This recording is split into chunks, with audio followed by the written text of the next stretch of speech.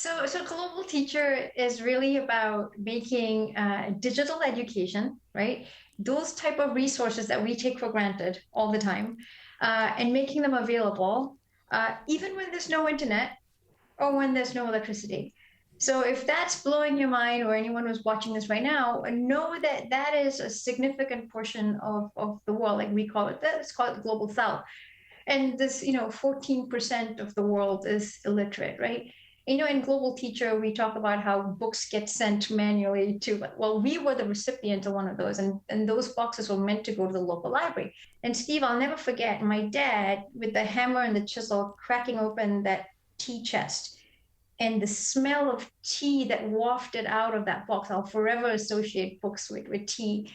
And inside that box were books by Asimov, Arthur C. Clarke, Stephen Donaldson, Julian May, Nigel Tranter, who wrote a lot of books about Scotland and Scottish clans. These were books that and worlds that I was now privileged to explore. The second thing was that I was ingesting vocabulary at a phenomenal rate, and I hadn't realized that my little 9, 10-year-old brain was just absorbing all of this language. It didn't come out when I spoke, but it came out when I wrote.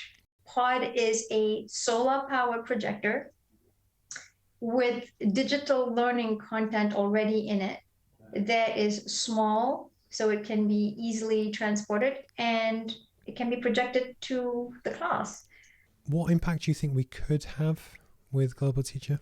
Oh, phenomenal, right? Because when you think about Global Teacher, there's so many groups that you impact, but also knowing that the content that they're getting is the content that is, it's not a castaway product.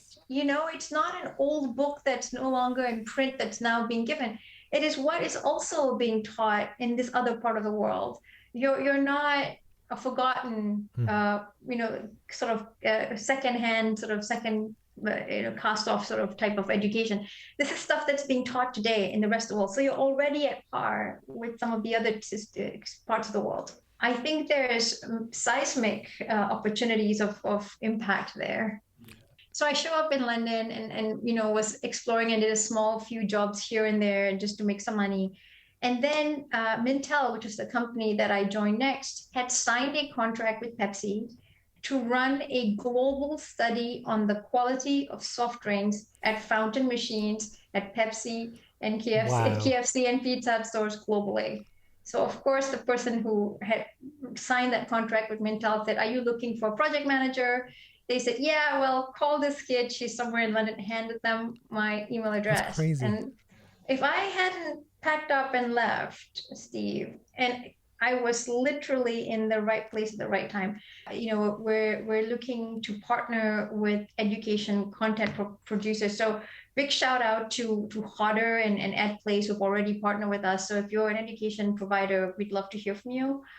But in terms of operationally, we're also always looking for people to help us with content creation. We need an electrical engineer, help with the actual pod building itself.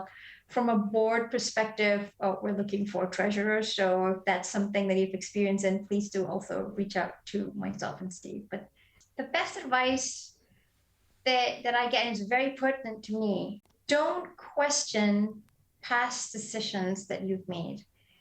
Because when you made it with the best information that you had at that time.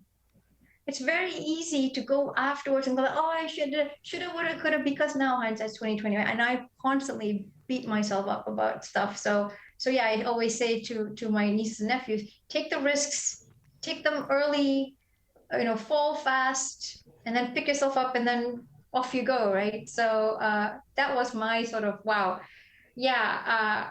So many perfectly falling dominoes to lead to that moment.